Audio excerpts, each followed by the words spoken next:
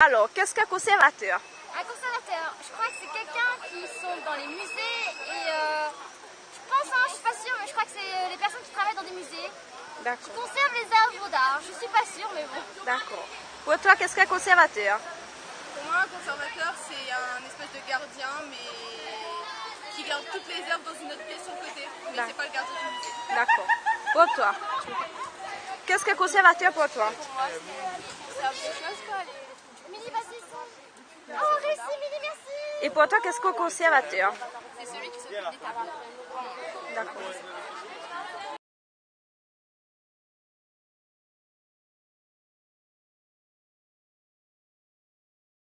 Alors, quelles sont vos fonctions et votre rôle? Alors moi je suis le responsable du musée Landière, c'est mon rôle, c'est d'assurer la bonne conservation des œuvres, de préparer les expositions, de faire aussi le catalogage des œuvres, de documenter les œuvres, d'écrire aussi sur ces œuvres, etc. Donc c'est un travail plutôt autour des collections, mais c'est aussi des fois assurer des visites, ce que je fais pour vous aujourd'hui, de faire de la médiation culturelle auprès du public scolaire, scolaire, adulte, etc. Et c'est un travail où vous êtes amené à plutôt travailler en équipe ou plutôt en solitaire? C'est toujours un travail d'équipe au musée. C'est-à-dire qu'en fait, ce que je fais, c'est ça marche parce que autour de moi, il y a une équipe, il y a un photographe, il y a un régisseur d'œuvre, il y a une équipe de surveillance. Et tout ça, c'est vraiment un travail d'équipe pour le musée. C'est un travail d'équipe.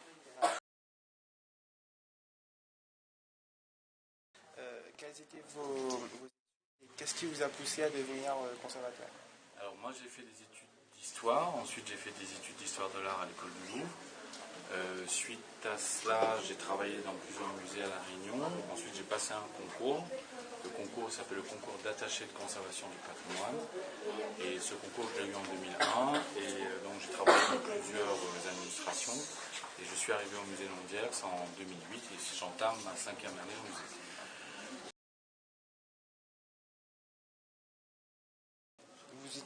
Vous utilisez quotidiennement des matériaux, des nouvelles technologies ou... Alors, on utilise beaucoup tout ce qui est tout l'ordinateur. L'ordinateur est vraiment notre outil de travail pour inventorier, rédiger, consulter les photos, ranger, classer, documenter, échanger des informations avec d'autres musées, avec d'autres conservateurs, etc. Communiquer aussi les informations à des chercheurs, à des gens qui éditent des livres, faire passer des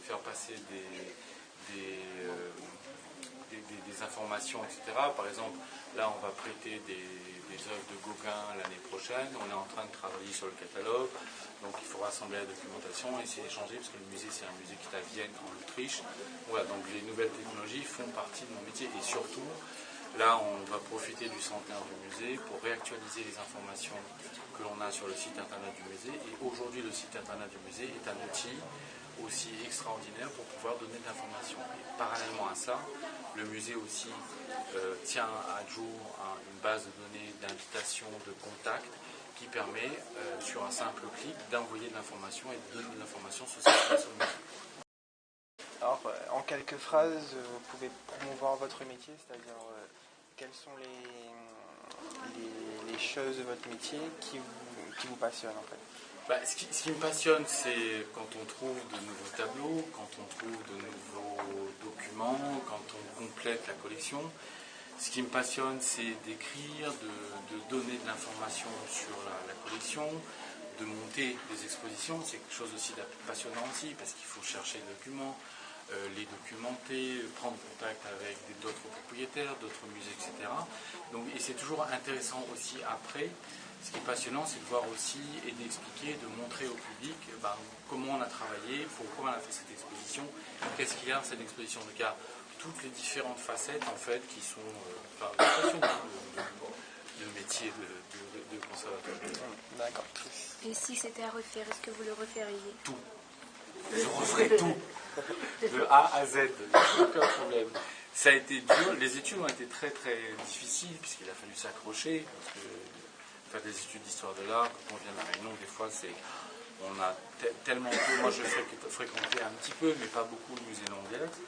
Mais le fait d'avoir fait des études où on m'a beaucoup incité, on m'a emmené dans plein de musées, c'est vrai que ça a formé l'œil, ça a formé les connaissances, ça a formé à regarder, ça a formé à comprendre, ce qui fait qu'aujourd'hui je mets toutes ces connaissances-là au service du musée dans lequel je suis en fait. Mais si c'était à refaire, je referais tout. Si je pouvais récupérer des années, être jeune comme vous, je referais tout. Et quand vous trouvez un tableau, comment vous vous sentez devant le tableau? Fébrile.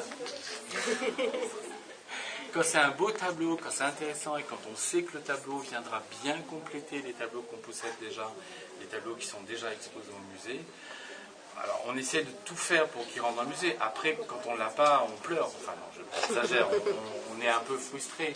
Mais quand on trouve de nouveaux tableaux, en fait c'est toutes les informations qu'on peut avoir sur les tableaux. Et ça, c'est toujours intéressant.